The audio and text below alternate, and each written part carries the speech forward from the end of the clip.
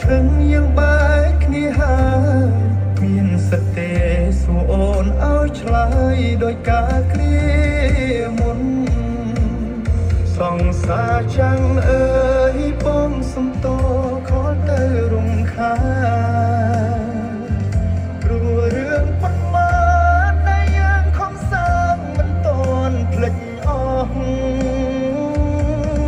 ច្រឡំឆាតប្រាប់ពាក្យថានឹក